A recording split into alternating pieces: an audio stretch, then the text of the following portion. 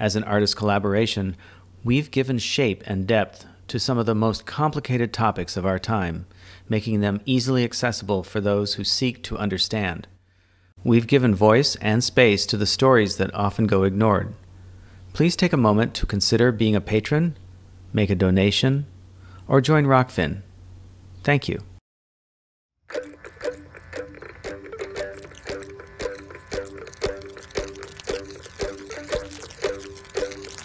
Lonely spire crawling on the floor. Lonely spire longing for love once more.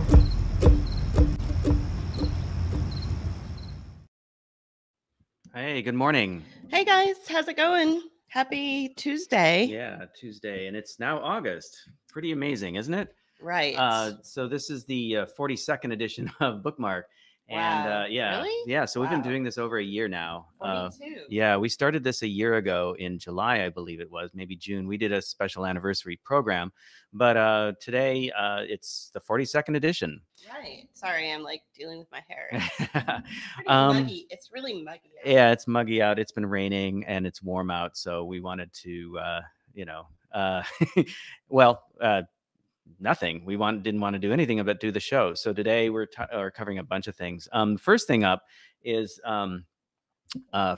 Facebook is being a real little bitch, isn't it? Yeah. What else is new? What else is new, right? So we've been not only have we been shadow banned over the last year or two, Shadow throttled.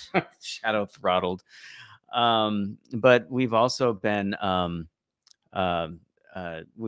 dealing with just basically they sent us some warning content screens that basically are saying that they're not recommending us anymore. Right. So you want to bring up the screenshots Sure, that we yeah. took. Yeah. So basically we get a notice this morning, and they always do this. I want you guys to know that every single time we go live, or every single time we are going to produce a video essay and make it available to the public, we always get some kind of crazy message from Facebook that says, your brand is at risk of being killed off the internet or something like that. So a couple of things here is that, our page is at risk of being unpublished. So basically we're going to kill you. Kind of like we talked about in our audio yesterday, when Wesley, in the movie The Princess Bride, when Wesley was working for the Dread Pirate Roberts, and every day the Dread Pirate Roberts would say, good job, well done. Thank you for all your hard work. Get some good sleep because I will most likely kill you in the morning. So we have received this Facebook message that says that they may, can you make it smaller? That they may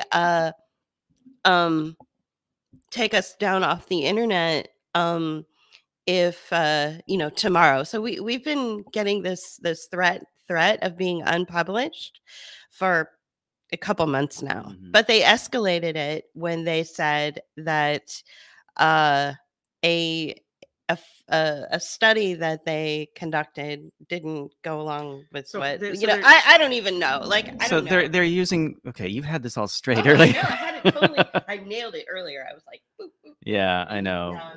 This is why our morning audios are more, I think, a little more coherent, maybe. They're definitely more succinct. Like when we do our audios, they're more succinct. So what's going on here is that they're using fact checkers to basically use fiction to support their argument that we are lying and saying shit about masks that isn't true. Right. And so the reason we put this Cat Black a screenshot, this Cat Black tweet up here is, well, first of all, we follow Cat Black, and you should too. But we wanted to remind people that what she's saying is really important. If you want to know who's authentically challenging the establishment and who is just making a lot of empty noise, check out who's being censored. an algorithm on social media and who is free to bloviate to their heart's content. So there are a lot of people out there that they claim to be doing, the good work. They claim to be, really sharing the information that you need to know about what's going on behind the Great Reset, the Fourth Industrial Revolution, and the age of COVID and all that. But they're not really suffering any shadow banning. They're not getting threats to be taken down. They seem to be doing just fine. And, so what JP and I did is we provided scientific evidence on our Facebook page at some point in the last year and a half. Who knows? Everybody's done it. Scientific evidence to prove that masks are actually more dangerous than what you realize. Okay, whatever. Facebook then turns around and says, well, our fact checkers, which are actual conspiracy theorists, are going to have actually decided that your scientific evidence is not true and our conspiracy theory actually is. So that's what's really kind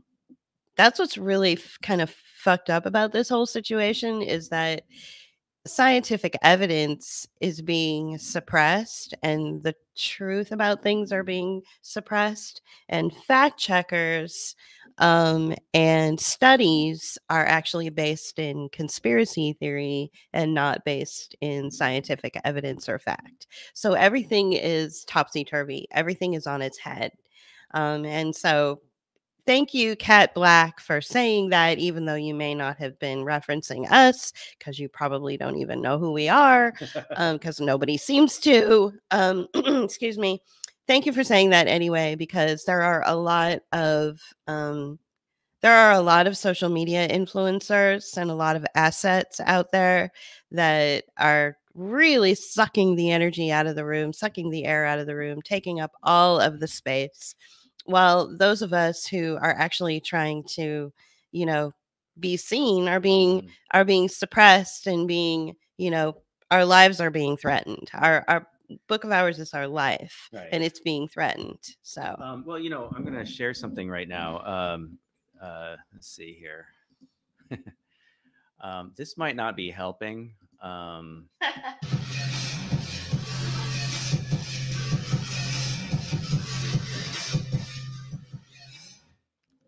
Okay. That's fine. Hey, I like it. Yeah. The grittier and the more annoying, the better. Yeah. In my opinion.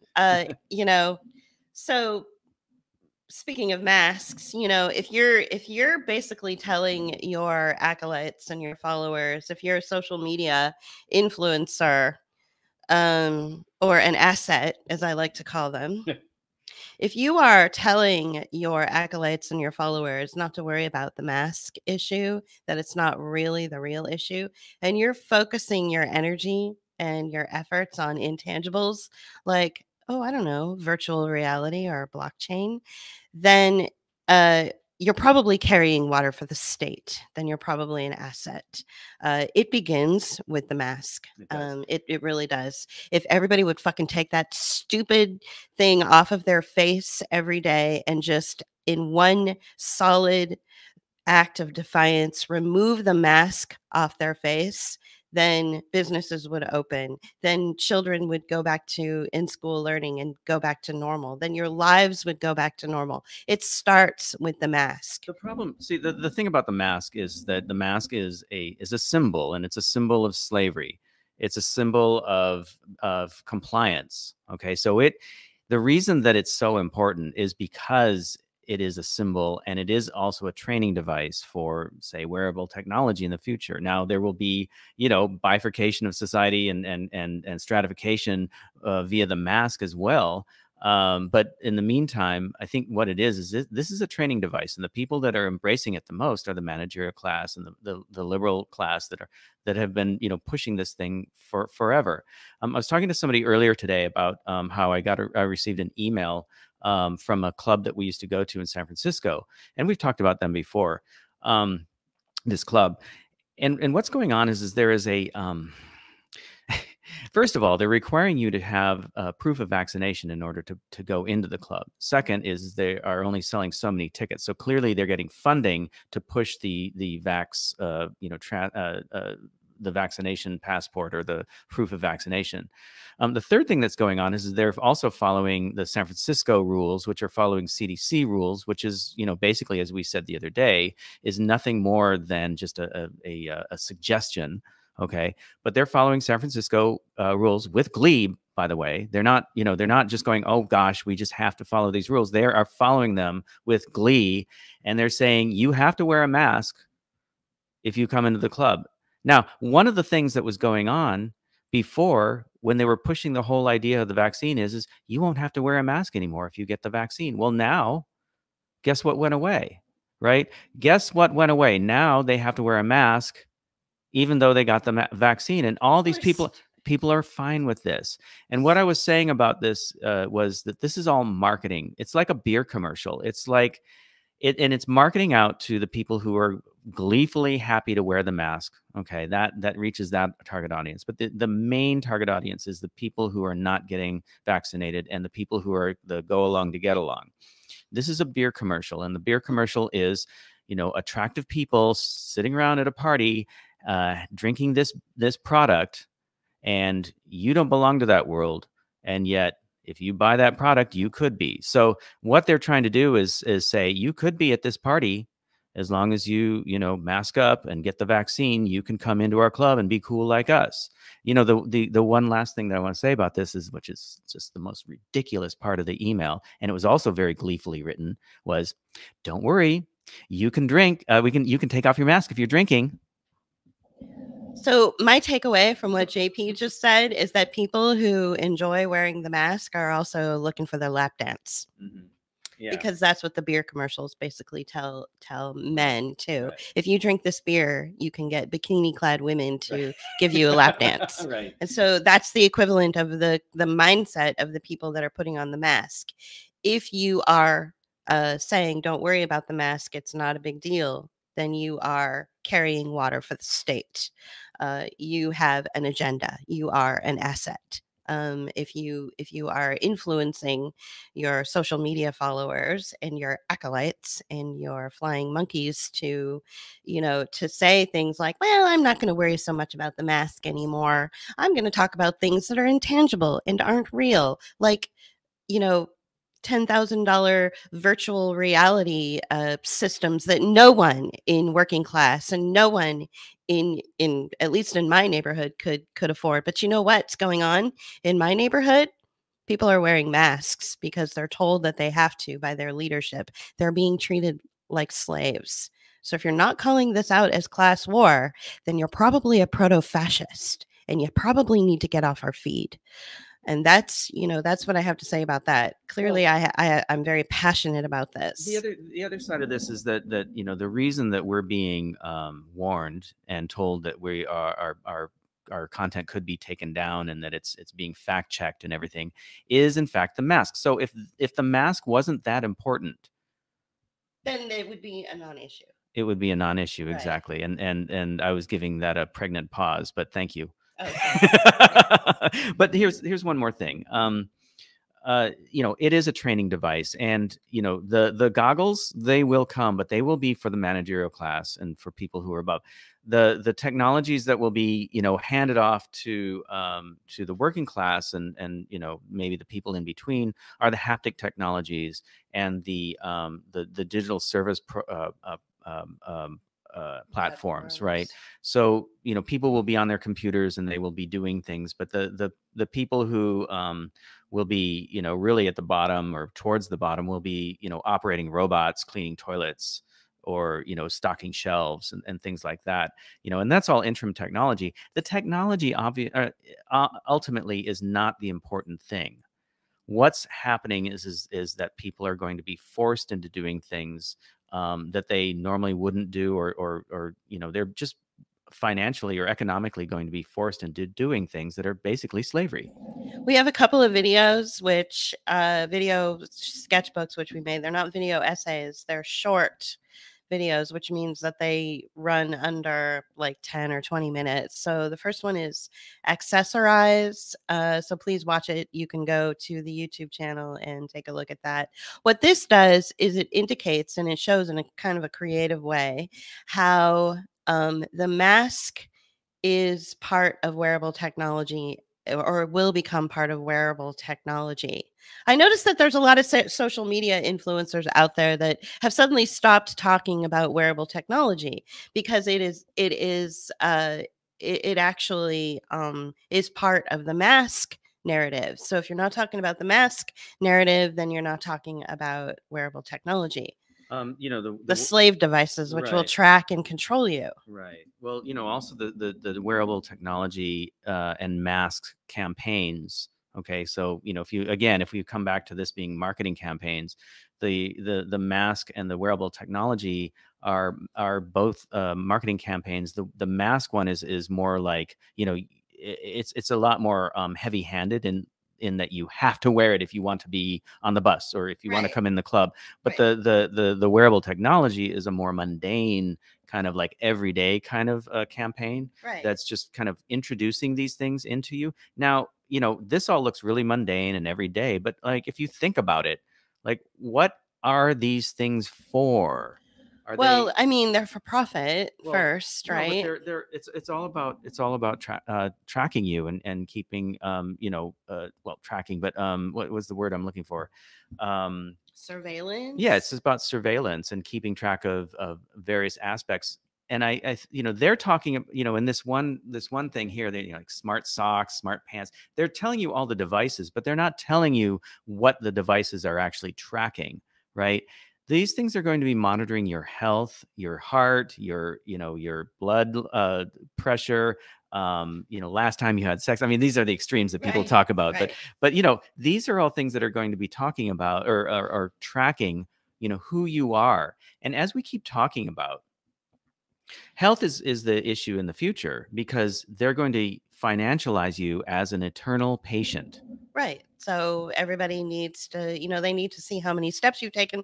I mean, we already have the Fitbit, right? So the Fitbit is already, you know, you're like a cow being tracked, you know, how many steps you've taken and how far off the grid you've walked. I mean, that's what it's really about. It's not about your health. It's about tracking where you go and how many steps it takes for you to get there. Just like with a cow, like with cattle, Right. you know. So you need to talk about the mask. You need to be able to make this correlation between wearable technology and the mask. The mask is a training device to get you to slide you into smart socks, to slide you into Google Glass, smart glasses, to slide you into, you know, other smart wearable technology that you'll put on without even thinking, in the same way that the children are just throwing the suffocation device all over their faces without even thinking right now. They're doing it without even thinking. Shoes, socks, mask,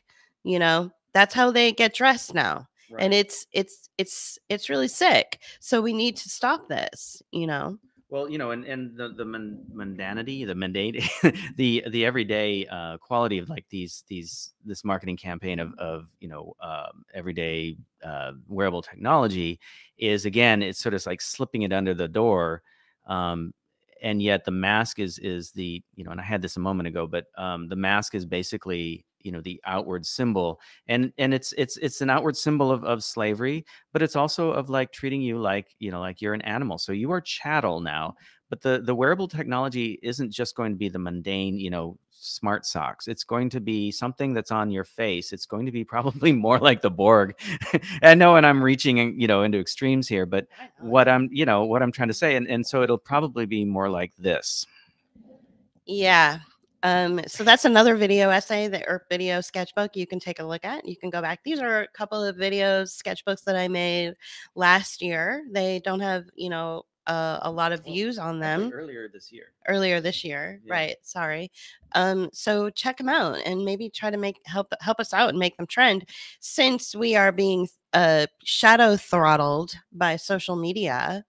You know, we have more stacked up against us, I think, than most people do, because we take everything from a creative analytical look, and from a profit loss perspective and a marketing perspective than we do from, well, like reactionary and Yeah. hysterical, Well, which we're what not. what I want to do is, and something that we always forget to do at the beginning is a shout out to our Rockfin audience. We have more Rockfin followers than we do on YouTube. So, Right. and we just started Rockfin not 3-4 months ago. I mean, we haven't been on Rockfin for very long, and we have twice as many followers on Rockfin than we have on YouTube. So, FU YouTube Yeah. and Facebook. So we're going to be looking at going to other channels. Rockfin is awesome. So, you guys, if you want to help support us, go to Rockfin and leave a tip. You have to have an account, just like you would like with YouTube if you want to make comments.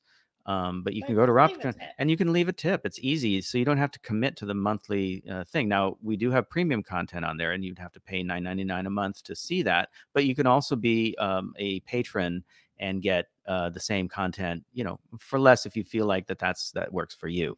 Right. So another thing that we associate with the mask is the mask hypnosis, or the mass, the mass hypnosis that is taking place all across society on both ends. So in a totalitarian system, which is where we are right now, we are in totalitarianism and fascism, of course. Fascism is the combination of, the corporate state taking over the government, and both of those entities will benefit very well from that relationship, but the people don't. So that's fascism. And then, of course, it's done at the expense of the people. So that's fascism, which is where we definitely are right now. But we're also in totalitarianism, which is this, far reaching control aspect of all of our lives. So, you're under mass hypnosis, whether you are signing up to get the vaccine or the inoculation, or wearing a mask, or you follow all these, dumb protocols, and you're part of that camp, or even if you're part of the camp that is against all of that, you too are under mass hypnosis, because everything that you look at and everything that you see in your life is influenced by someone else's position. So, and you've kind of lost your own personal unique perspective on things. There's just very quickly, I want to insert the type of people out there that are really interesting to me, and I think that I would fall into this category, I would hope. These are the people that are inoculated, that are okay with their friends and family members not being inoculated. And we've seen evidence of that through the outpouring of resistance in Italy and France and Poland, where you've got both, inoculated and non-inoculated, and people of all classes coming together and saying, no more austerity, no more fascism, we will not capitulate to vaccine passports, those kinds of things. So we have an outpouring of millions of people that are, taking to the streets in these various cities and countries, but they're also coming together. They're coming from both sides or different sides. I don't care if you get inoculated. I really don't care. Just don't use it as a weapon against me. Don't take your a philosophy or your belief system and then weaponize it against people who are different than you. But other than that, do what you want, do what you will. I really don't care. Like, I don't care. And I would assume that other people would have the same position for me as well, where, I make decisions for my own body. So there are people out there, and I do know them personally. There are people out there who are inoculated, and they're totally fine with us not being, or you not being inoculated. They don't care. Like, it's not their, that's not their thing. It's to try to tell other people what to do. Yeah. Well, and that's not to say that we are not against the inoculation, because I am for sure. And I'm certainly against the coercive nature of these marketing campaigns to get us to get inoculated. As we all know, well, those of us who, are in the body autonomy world, we all know that this is not your traditional vaccine. This is not really a vaccine, and it's something completely different. And I'm just against that, just wholeheartedly. I just don't believe that it should be distributed, not only because it wasn't tested on, and it wasn't, it didn't go through any of the testing that it would normally go through. I'm against vaccines in general, and that's just a rule because of all the aspects to it, including vivisection that's required as part of the testing. I'm against all that. So my feeling in response to what JP said, which is that, that's his personal position. So my feeling is that, it's based on a worldview and you can't break through to people. So I'm against anything that I am fundamentally against because of me. It's totally individual, an individual's position on this is the way I take it. Maybe he takes a more broad sort of hero approach, like for the whole world. I don't know. Okay, that's good. That's good. No. I mean, this follows with my own personal philosophies and beliefs. I mean, I'm vegetarian, but I don't force that on people. I'm not a vegan either. I feel like there's extremes, and not that vegans are extreme, but they get there. I think there's a reason that veganism has been pushed harder lately, because it's well, for a number of reasons, and I'm not going to go into that, because that's again, that's your personal choice. That's your personal diet choice. But if I'm a vegetarian, I'm also going to be against hurting animals to do testing, and that testing is always on products that aren't necessarily needed. And if you have to test a product on an animal, then it probably shouldn't be on your body or in your body. Right. So the point is that we're under mass hypnosis, and which is part of this communitarian ideology, which we have, this really great video essay that we did that you can go back and watch. It's one of our most popular ones, actually, because it's called Communitarianism, and it reaches across the aisle. It speaks to leftists, which is what we are, and anarchists, and it speaks to the conservatives as well. So that's why it's so popular, is because it reaches across the aisle, which is the kind of content we would hope that we make, that would the point of all of this is that it is your individual choice. It is your individual worldview that has shaped you and made you who you are today.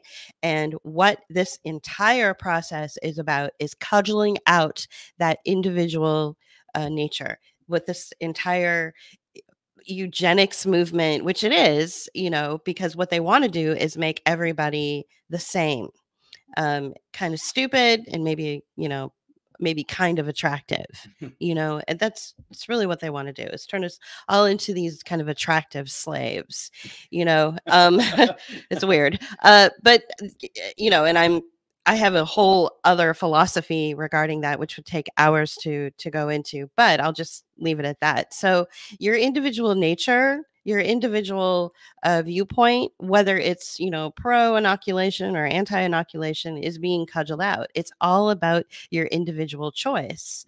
That's what this is really about, is taking away your individual nature, whether you believe in God or religion, or whether you are, you don't. I mean, we're all supposed to be the same. That's why churches are being affected. And Julianne Romanella, who we had on our show, a couple months ago, did a really comprehensive post about this, and it lives on our Facebook page, on our Book of Hours Facebook page, if you want to go look at it. But church, and I've seen it. I've also had face-to-face conversations with women who are church, heavy churchgoers. I mean, I had a conversation yesterday with a few women that were basically like, my whole social network is around my church, and over the last year and a half, it's been changed. It's been different.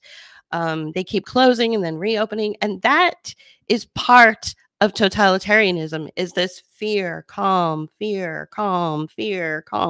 open, close, open, close. That's part of totalitarianism and mass hypnosis, is to keep you in that constant state of anxiety, and you never know what's around the corner. In fact, I hear those words specifically coming out of the mouths of people that I talk to in real life, where they say, well, you just never know what the virus is going to do next. And it's like, it's not the virus, it's the state, or it's your local municipality, or it's your grocery store, or it's your workout facility, or it's your church that's doing this, you know.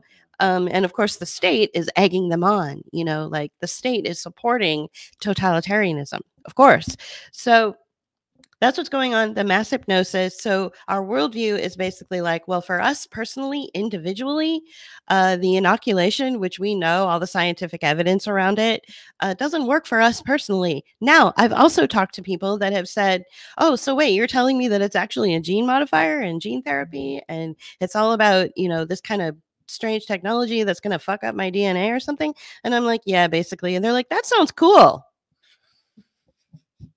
Well, and they're totally into it. Well, see, that's the thing with like the, you know, there's people that have totally bought this, you know, they're at they're in the beer commercial now, right?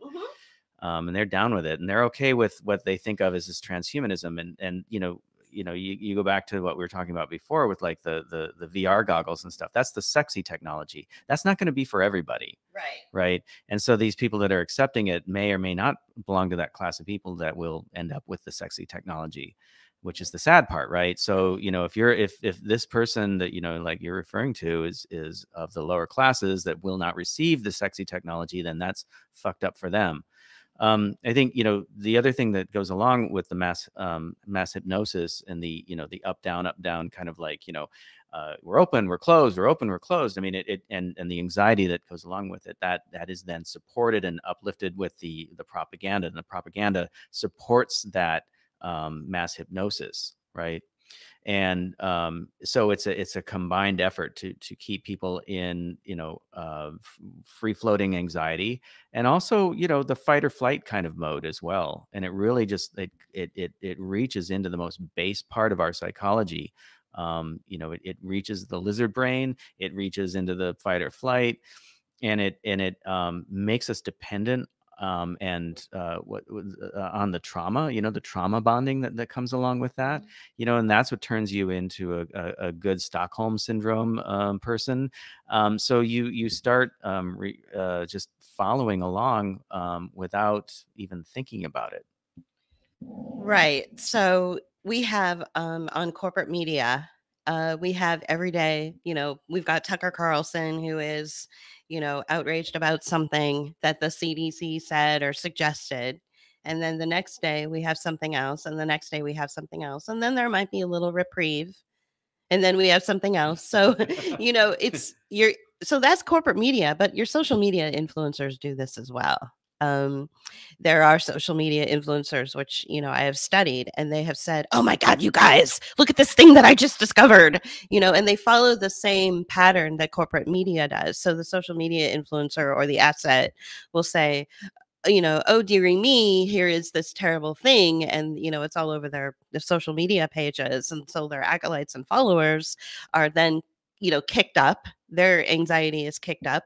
And then the social media influencer will do what corporate media does, is they'll give you a little good news, a little reprieve. Oh, look, this state over here, you know, has passed, you know, some kind of local law that says that they're not going to require the kids to wear masks at school. Yay! You know, so then you hit that lull, you hit that calm, and the social media influencers, you know, do the same exact thing. They're following the totalitarianism or the totalitarian way of controlling your emotions in the same way that corporate media is doing. They're following the same playbook. We would hope that on this platform that we've been pretty steady about this from the beginning. Class war and a marketing campaign. Yeah. You know, nothing to be afraid of. Right. And, you know, and something that, you know, I keep hearing, but it's been coming back is it's like, but it's a virus that doesn't affect, you know, anybody. It's like the common cold. And it's like, okay, fine. But when you say that, you give it legitimacy, right? So, you know, what we've said right from the beginning is to stop talking about it as a medical thing or as a virus, because, you know, that only opens the door to have that conversation about, you know, people dying or whatever. And something that we talked about the other day was, you know, well, where's the evidence? You know, why isn't anybody on our side of the aisle, asking for the evidence, because they're always saying on the other side, they're always saying, well, where's your evidence? And we're evidence based, and that was something else that I was thinking about earlier, coming back to a topic that we started with.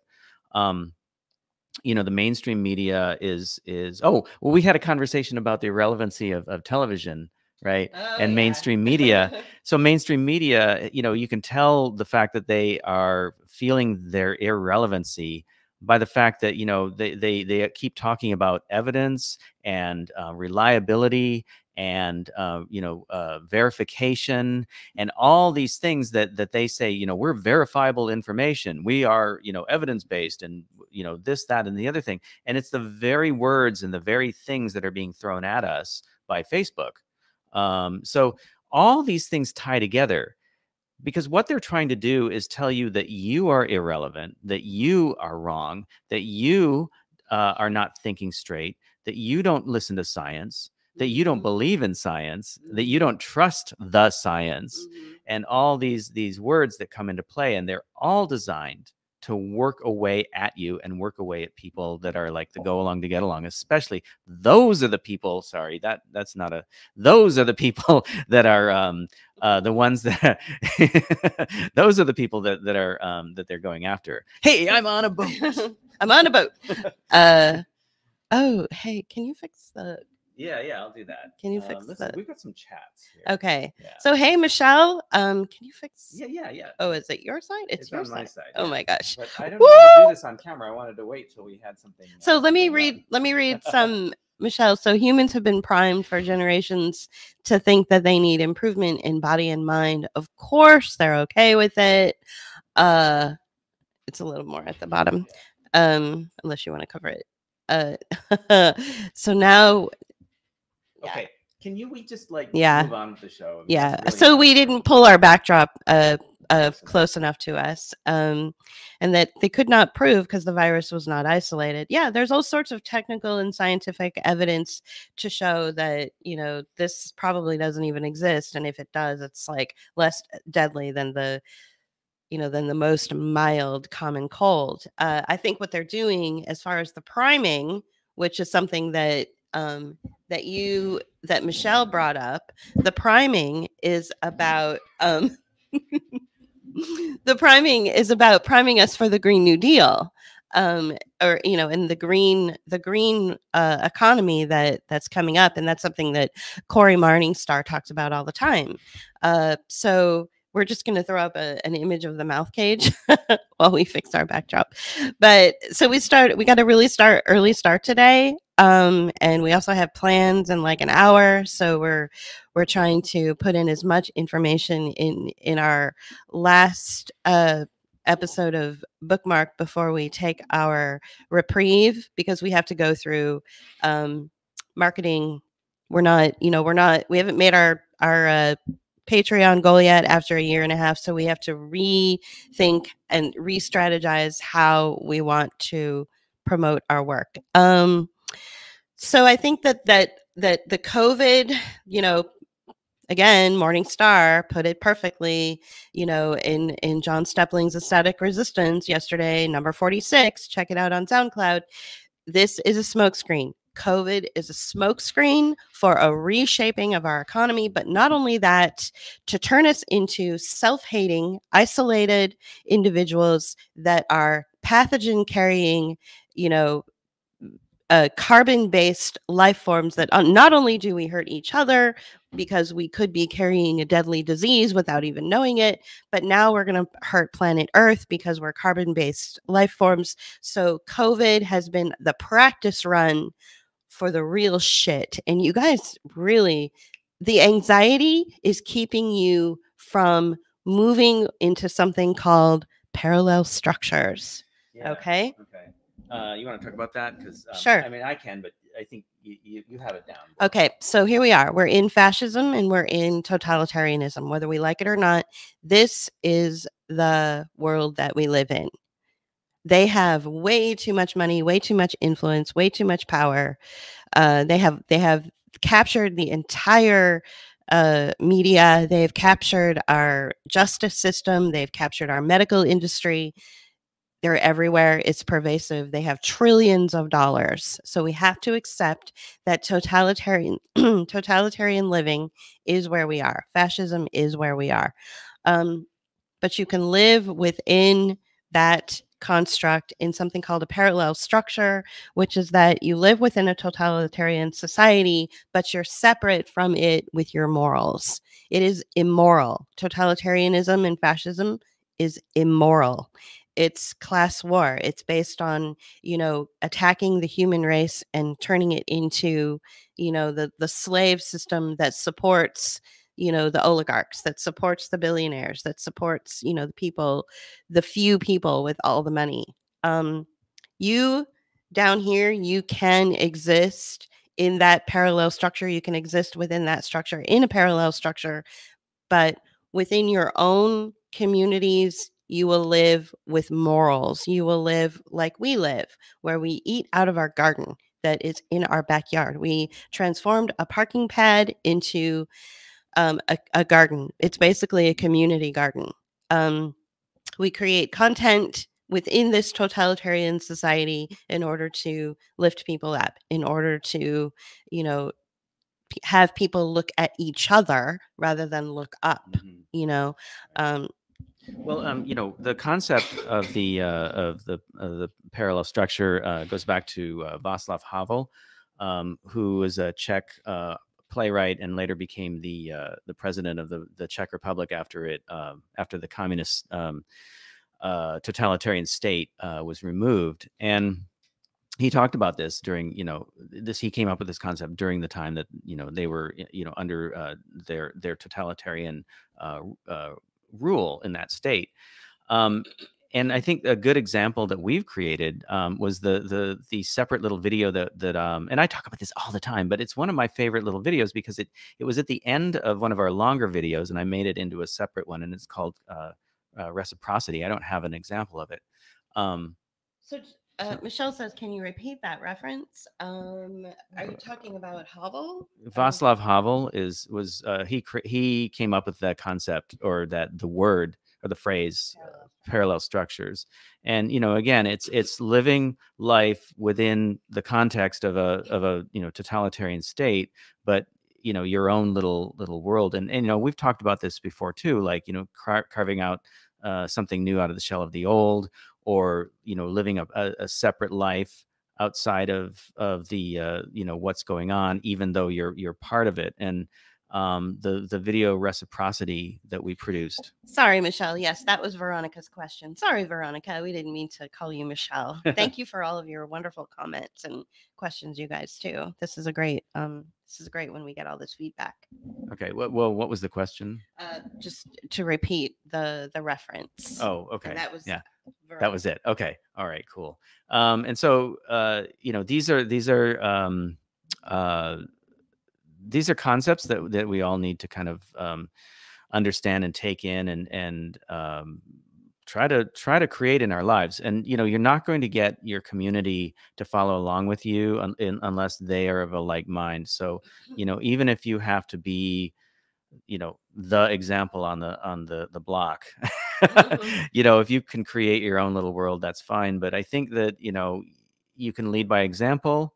And you can also find like-minded people, and by leading by example, you can also try to create those talking points around, what is actually going on. And I get lots of questions about the garden now. Whether I'm going to move people to, coming along with us is probably not going to happen. And if it does happen, it's going to take a while. Yeah. Okay. Yeah. Yeah. So this goes back to, we didn't, do the garden because we wanted to, lift up the community or change the community or inspire the community. We did it so we could eat. We don't have jobs, and produce is expensive, but it's not that expensive to grow it yourself. And this takes a lot of time. I shouldn't say JP's work. He works in the garden, 1 or 2 hours every day. Every single day, and as a result, the fruits of his labor, or the vegetables of his labor, have produced some great dinners for us where we have eaten out of the garden and we're healthier and happier as a result, you know. So, and plus it's affordable. So we did it for survival. And that is I'm not sure other people are there yet, but that's where we are. You know, I noticed you had posted a meme or copied a meme in your I saw it on your photos, and it was you know, it's time to go back to, and it had like community That garden. was from Jenna. Okay, that was from Jenna, and it was like all these old photographs of like the community store and the garden, and there was another one that I can't remember what it was. Witches. Oh, the witches. Yeah, the community witches, or the that's awesome.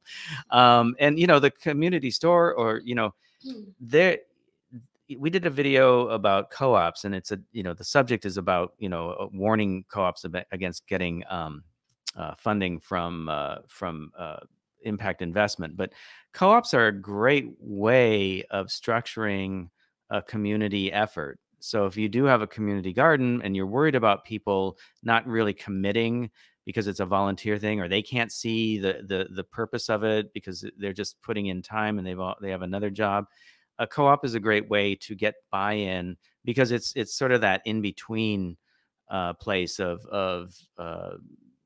going against capitalism and all its harmful aspects, and being sort of a, you know, working within that context. So people either get paid or they get something back for what they put into it. And it's an agreed to, you know, sort of membership, right? So Veronica says, but there are groups, national and regional now, for support, information, resources.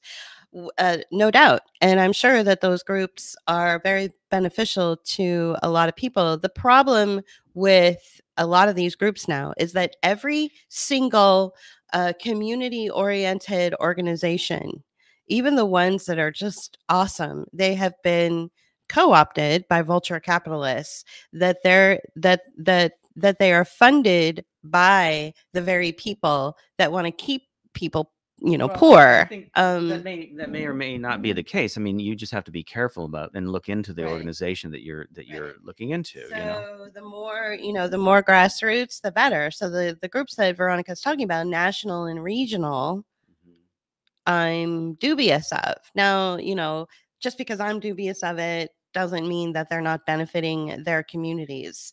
Victory gardens, Michelle mentions victory gardens. I guess you would say, you know, we are always talking about how this is class war and that how war has been waged on the individual. So yeah, I guess we did plant a victory garden because we're at war. And, you know, victory gardens were really popular in World War II as well. So, you know, this is World War III, war on the people. So it makes sense that you would see more and more gardens, you know, that you can eat out of coming up.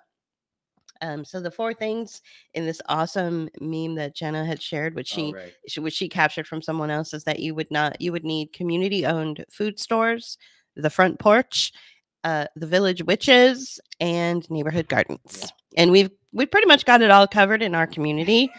Well, yeah, I guess so. So huh? Yeah, all of it. So it's pretty fun. But what I would, you know, a shout out to Judith Turner, and she has an expertise in co-ops. So if you know her on Facebook, reach out to her if you're interested. But she helped us with putting together the co-optation video that we did about a year ago. And you know, and co-ops are an amazing thing, and I didn't even realize how awesome they were until we started talking to her about them. So there's a rich tradition and history with them, and that would be the modern equivalent of the community store. You know, I think that, you know, and you know, there's co-ops that have been co-opted quite a bit. You know, REI is a good example of that. I mean, they're completely corporate, and I would never join that co-op.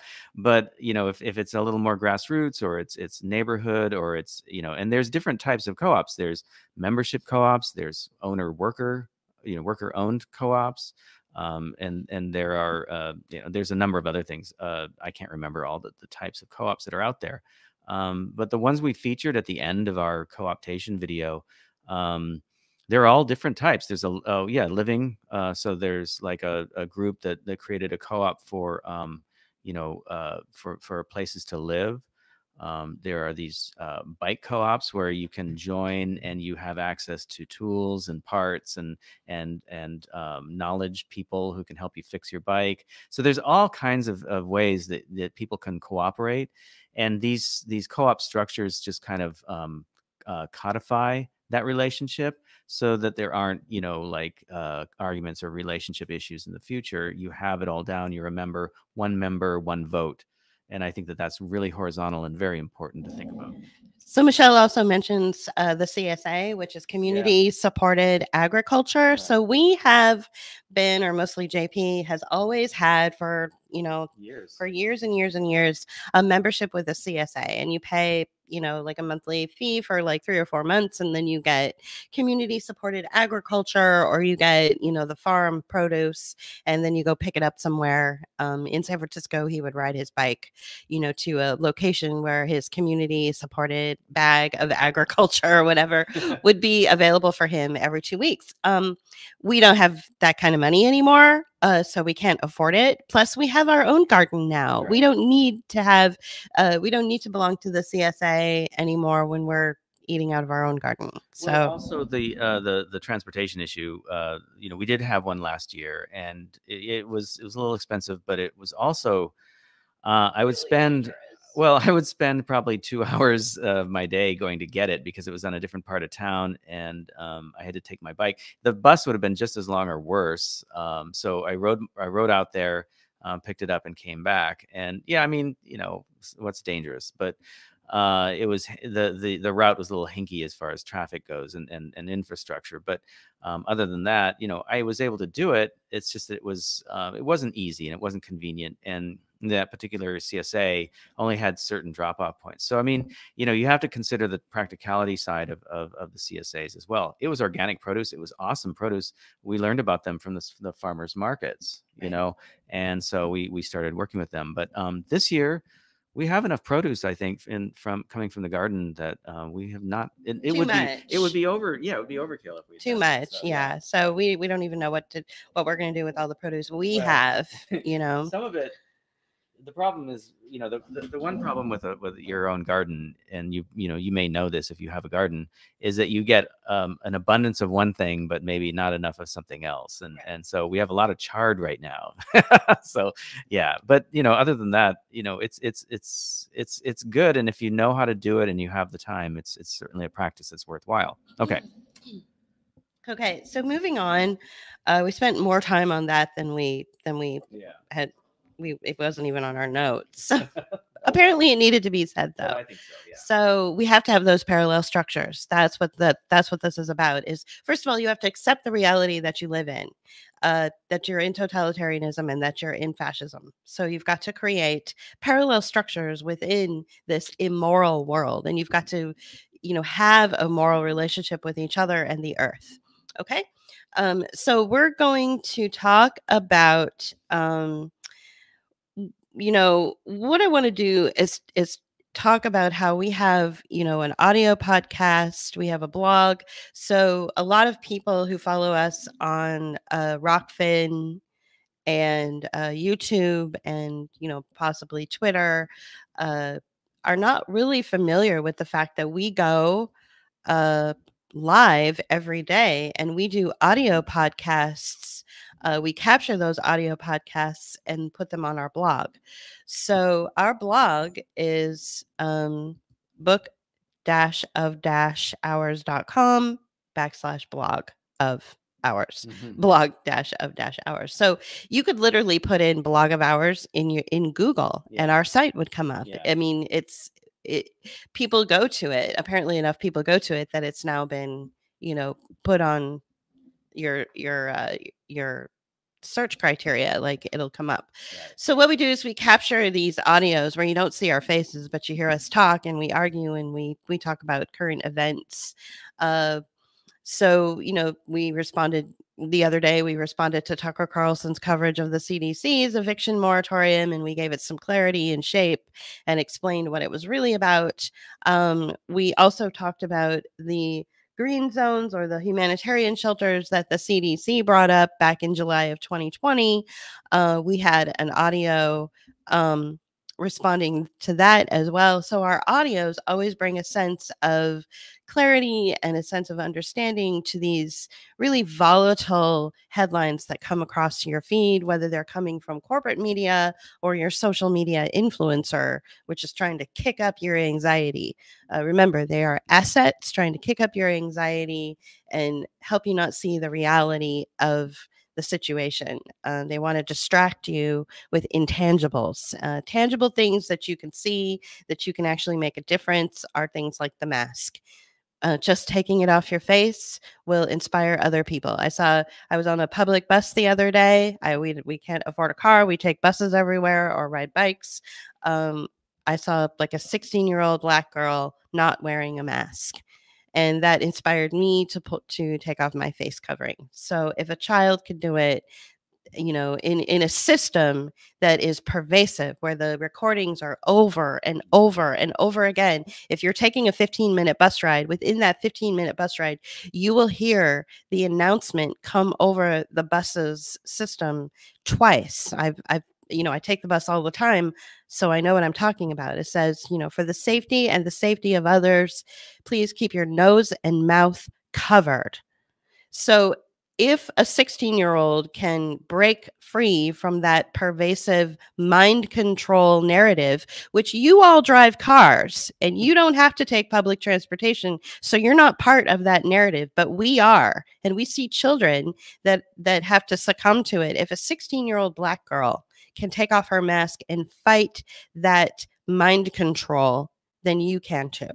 I'm also like that 16-year-old girl where you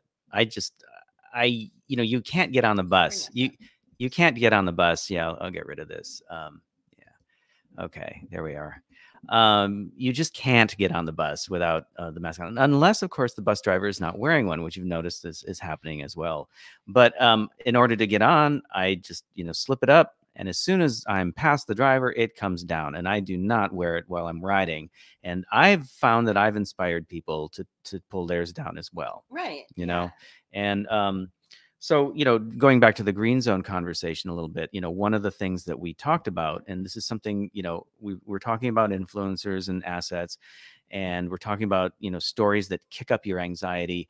You always got to ask yourself questions about the story itself. It's like, well, is there really an example of what's going on out there? Where is this source coming from? Start asking yourself those questions, like, why is this being put out here? Why am I hearing about it? Who's putting out the story? Who's supporting it? And if you answer those things with if you find answers that are like a little dubious, or you're still not sure and unclear, then dig deeper and rely on your own instinct and your own intuition, and start asking those questions. Because if you just start believing the story as it comes across, it will get you into that anxious place, and it'll get you into that fight or flight place, and it gets you to start following people, following heroes. And what do we say here all the time? No heroes. Right. Yeah, you really don't want heroes. Heroes will always disappoint you or lead you into self-destruction. Really, that's what a hero is for. Just to really, really come back to this understanding, and you've all seen the video that's trended. It's probably got like 2 million views now. I don't even need to give it any mention, because we need help. They don't. Right. We need support. People with videos that they've made that have 2 million views don't need us to shill for them. Right, exactly. But there is that video out there that talks about mass hypnosis, and they do a very comprehensive breakdown of what it is and how historically we can see it reinventing itself in the modern age and in the 21st century. And that and to give you very specific examples, your police or your military that you may even see in your areas where you live, they're not going to kill you. They're not going to force an inoculation in you, but you're so hypnotized by fear that it feels like it. And so you're I recognize your fear. Your fear is real. I recognize it and respect your fear. It is real. It is fear is very real. But I don't recognize the legitimacy of the narrative. The narrative is not real. Those people are just getting paid. They're just working for their paycheck, and they're just there to intimidate you. They're not going to inoculate 26,000 kids in Australia or in your community in Australia. One of our Australian friends was like, they're going to inoculate 26,000 kids. They're not going to do that. They're going to create a marketing campaign to make the children want to be inoculated. If parents are so stupid to allow themselves to be manipulated by marketing campaigns and don't have enough concern for their child's safety to teach a child how to look at propaganda and marketing and what mass hypnosis and totalitarianism is, then what are you going to do? Like, everything is voluntary. Everything that you have experienced for the last year and a half of your life is voluntary. You have volunteered to be afraid. You have volunteered to put on a mask. You have volunteered to be part of a medical experiment. You have volunteered to believe in the fact that you are a danger to your fellow humans and possibly a danger to the planet. Carbon-based pathogen carrying life form. You have volunteered to hate yourself and hate others. You have volunteered it. Nobody made you do this. That was your decision. So a lot of this is of our own creation. Well, a lot of this is. I think, the especially going back to the green zones, Right. there was some confusion and some convoluting of information where the CDC had put out this document last year, and it started trending again. And people say it's trending again because they're building these things, and it started being confused with FEMA camps, right? Because FEMA camp is a it's a buzzword, or a phrase. It's something that really like gets people like really like stressed out really fast. And so of course that narrative is going to be put out there. Remember, we hear what they want us to hear, we see what they want us to see. And if a little rumor like that starts getting pushed around, where do you think it might be coming from? It could just be coming from the very people that want you on edge, that want you to start spreading these rumors and lies. Right. Because it benefits them for you to be spreading these rumors and lies. Because it keeps you on edge and keeps you afraid. Even though it's a narrative that's counter to what they're saying, it also keeps you frightened. And that fear is what we've seen driving this entire campaign since last March of 2020. In fact, before March of 2020, the fear is what is behind all of this. Right. And to go back to those camp ideas, the whole idea of the camp, as we said in our audio, and you can go back to that, go to our blog and listen to it again. And what it is that, these are basically the results of investment campaigns, right? Social impact investments. And all they need to do is set the things up. They don't need to have them. They don't need to have people living in them. If you choose to live in one, okay, that's fine. You're going to have to clean out your tent, and you're going to have to deal with living there. And we didn't hear anything about how people are going to get fed. But just like the inoculate, right? Just like they're going to have their food delivered to them, Uber Eats to your tent in your green zone. But just like the inoculations and just like the testing, people volunteered to do that. And, they are putting things into place that are going to require you to have the test or the vaccination in order to have those, experiences like we talked about in, Concert Reset. Mm-hmm. But, again, that's your choice to go to that thing or not. It's your choice to be part of the beer commercial or not. Right. So again, voluntary choices, right? So a lot of this is in your mind, and it's of your own making. They're putting that in there. You know, they're putting those things in your mind, and so they're allowing you to you know, get on that train and go down the track instead of sitting still and watching the train go by. Right. Yeah. So, you know, they were told those who were put on the, you know, the trains. Well, my reference was not that reference. Right. Mine was more about being here now. I often tell Julie, it's like, well, don't allow yourself to jump on that train and keep going down the track instead of sitting there watching the train. Right. Right. So it's about being present. Right. And you're always being lied to as well, by the way, always about everything. We don't lie to you, but most of your assets, your social media influencers, and of course, corporate media is lying to you. That's how they get paid. Mm-hmm. So let's talk about those who don't lie. We have some guests coming up Oh yeah. who don't lie and who are very excited to be hosting on our Pull Quote. Pull Quote is what we call our episodes where we bring people on who are smarter than us, and we give them. Do you have the? Yeah. I'm sorry, we're like trying to find the. Yeah, it's our this is our tool. I need to talk to the creators of this tool because they keep changing things and moving stuff around, and it's not always easy. Okay, so this is our guest. So obviously, you missed all the people, but you can go back and become a patron or join Rockfin to see Guy Crittenden, Eva Bartlett, Helen Bunitsky, Jeff. Some of these are free. Some of these are free. We have a free one with John Stepling. Hiroyuki Hamada was last week. And so we're going to be taking a little bit of a hiatus. That's why you see there's a month break between August 4th and September 1st. As you can see, our guests have been coming on regularly, like once a week.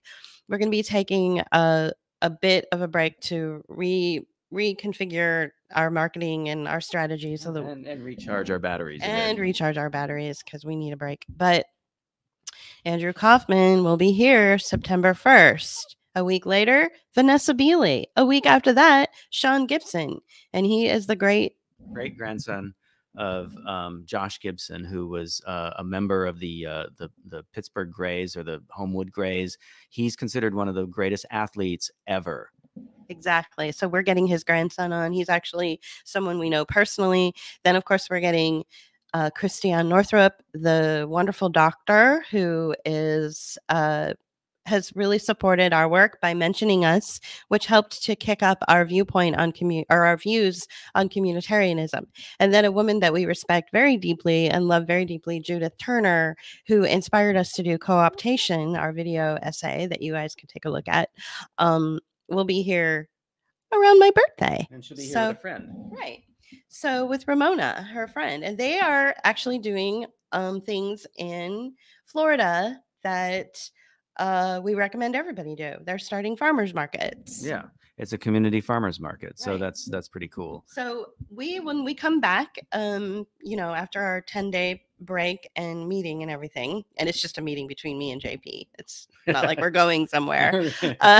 When we come back, we are going to start to put out the call to meet with other people in the fall. When we do come back, we will also continue to do what you see here, which is our Bookmark biweekly podcast. We will have a guest on for our biweekly podcast, kind of like we did with our friend Zig, who's a local activist of sorts who we brought on. You can go back and watch the last Bookmark episode we did. We're going to be bringing someone on who does not live in the United States, but who has a fascinating story to tell. We have been sharing emails with him back and forth. He has a very fascinating story to tell. He's related to somebody who's working in the NIH. So this is something you guys might want to check in with. And we are very excited to bring him on. I don't want to mention his name just yet because we still need to work out the details. We consider him a friend, and he's a Twitter follower.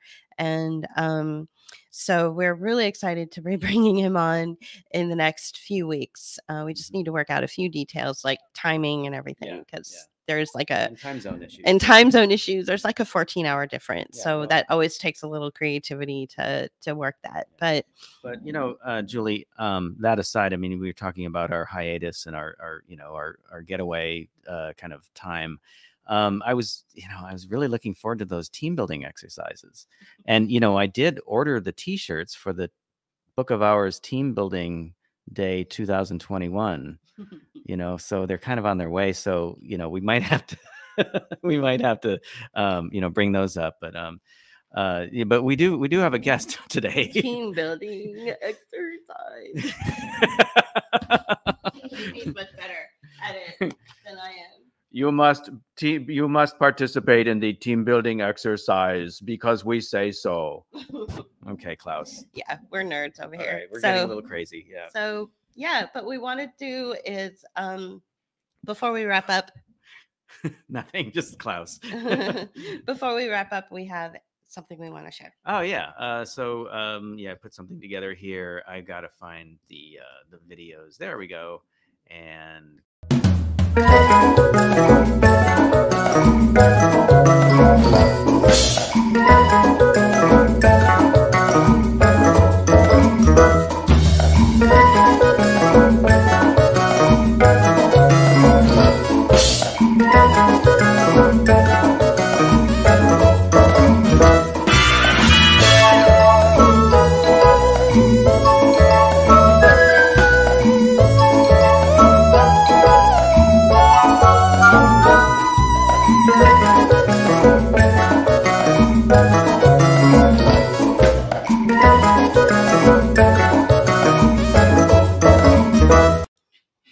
oh, we're back. We're back.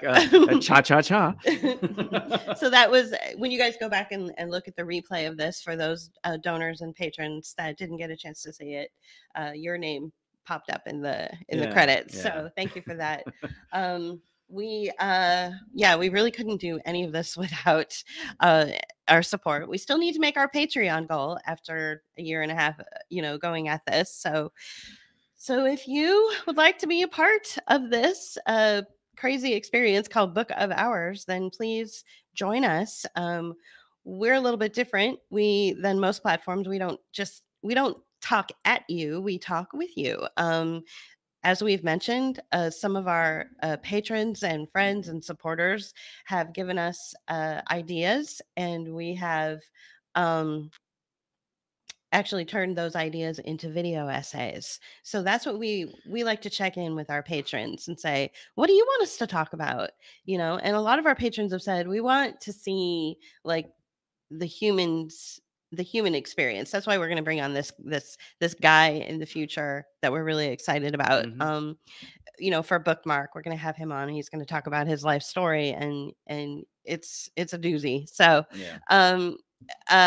So that'll be good. So we really listen to the suggestions and the commentary that our patrons provide and the feedback, and then we try to create something based on that feedback. Right. So Organic Panic just said, or Anorganic Panic said, beer or fear, your choice, and I agree. Right. Yeah.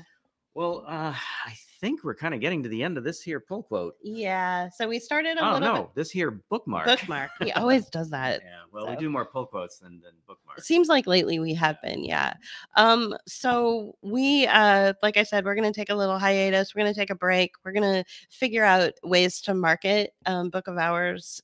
Maybe we'll have to open up some new platforms. I did, start accounts and everything with a bunch of platforms, but we haven't really done anything with them. Mm-hmm. Facebook has, threatened to take down our art and community page, but they've been threatening that for months. But they kicked up the threats just this morning. Yeah. So we're, Yeah. Well, and So- remember, if they threaten to take you down or they take you down for a short time or whatever they do, right?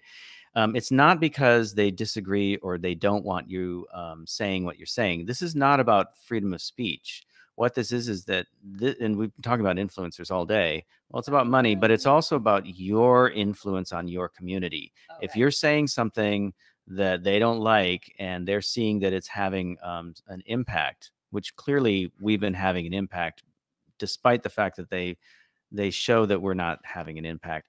If we weren't having an impact, they wouldn't be threatening us with this. So if that happens to you, you are having an impact. So that's what's happening.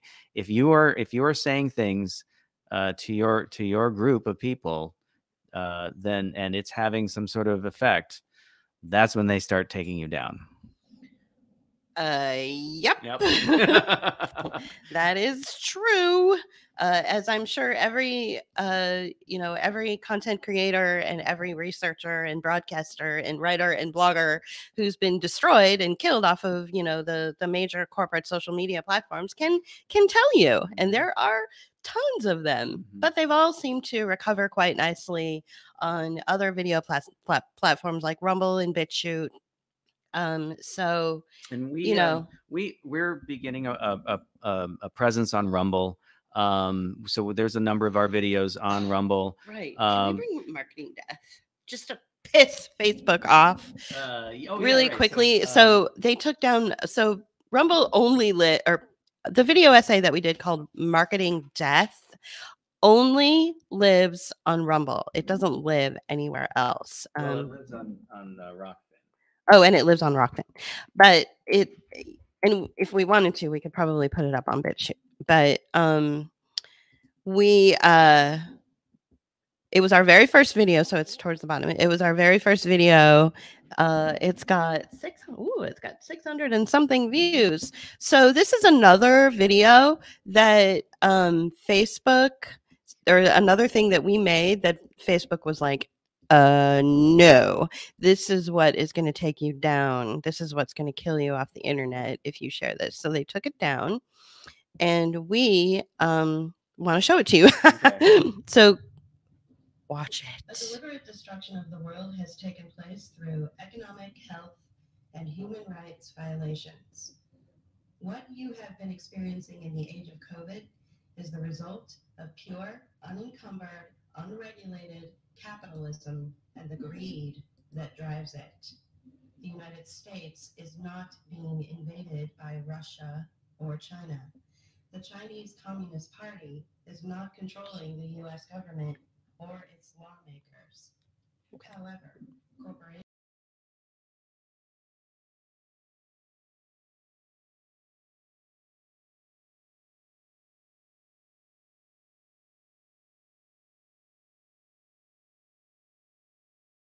that way we can end. Okay. So right. That it's like what, 15 minutes or something. So we don't want to go into it too much, but that's the first couple of minutes of Marketing Death. It lives for free on Rumble. You can pay to see it on Rockfin, or you can just sign up and become a free member on Rockfin to see it. Yeah. But that was one of the things that, and by the way, it's supposed to sound distorted. It's for effect. We did kick up the gain on that one. Right. Yeah, we kicked it up. You can watch it on Rumble. We have a Book of Hours Rumble channel, which we like. So please go and check it out over there.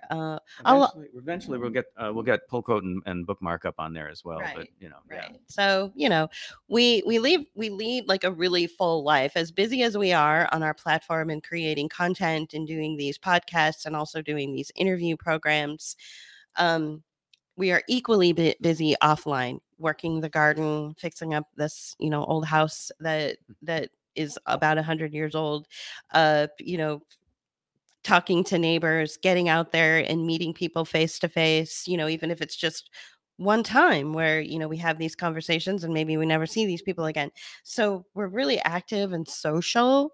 In fact, we're getting ready to go meet Zig for lunch downtown. So, we're really busy. So if you email us and we don't get back to you right away, it doesn't mean we don't like you. It just means that we're stretched really thin. We don't have a production assistant. We don't have a secretary. We don't have any help at all. We're just doing all of this on our own. And plus, we have a life outside of the technology, a life outside of social media and the content Right. creating And, you know, platforms. right. And this is what we do for a living. And so thank you to all of you who do support us financially through your contributions through Patreon or through Rockfin or PayPal.